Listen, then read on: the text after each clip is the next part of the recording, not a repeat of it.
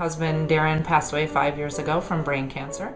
We were so supported by our church family and our Kodiak family and friends that we just were overwhelmed with gratitude and thankfulness toward, the love and the care that people gave to us. And Kathy Nussbaum brought up the idea of getting a formal hospice organized in Kodiak, Alaska. I thought that would be something I was definitely interested in. What is the mission of hospice? I actually really love our mission because I think it really describes what we do and why that's so important. And it goes something like this: to join the journey of those facing life-threatening illness or loss, meeting needs, reducing fears, and offering comfort. The board for Hospice of Kodiak formed in 2011, and the first volunteer training was in October of 2012. We were able to open doors and begin services in April of 2013. We had a wonderful training, and 48 hours later I was flying home to provide hospice care for my father-in-law. He was a teacher. He said to me, he goes, "Well, let me teach you what it's like to die."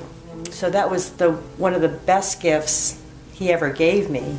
And people come to be a part of hospice because they have their own positive experiences, and they want to share those positive experiences with other people. Couldn't wait to be in that position to be able to help other people in the same way that others had helped. They want to give the gift that they've been given through hospice. Dying well is really important. Dying, free of pain, free of worries, free of fears. The respite care program is a critical part of our program because it gives families the opportunity to have the break they need. But just, we can help prepare meals or just run errands, just be there for the family. We like to say we're filling the gaps. When you go into someone's home, you're not only helping that individual, you're helping the family, and you're getting a great benefit from it yourself. Even if you think that it's just going and volunteering, it's much more than that. And I love going into houses and just being available to, help them face their fears and giving information that helps people relax and say, you know what, I can make this a really good experience for my loved one. So meeting needs is really important because people have very little energy at the end of life, the client themselves and also the family. It's very exhausting to care for somebody who's in the dying process, and people need help because I think people want to help people at the end of life.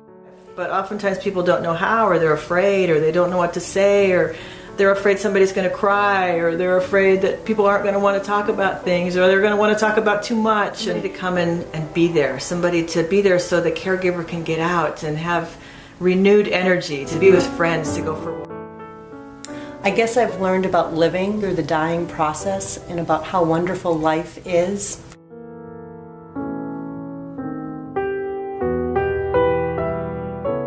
We provide a shoulder to cry on, and we provide a safe place to share the story of your loved one. He was a Southern gentleman. We were married almost 37 years.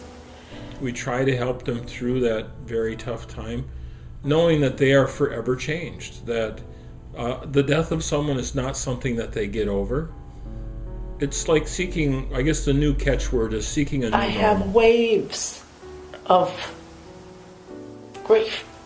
They're looking at how they live now, and that their life has been changed by this large event. So our hope is as you come into our program, you would find that new normal, and that you could move from a place where the sharp edges have been rubbed smooth a little bit, and that you would have that sharp hurt might be softened.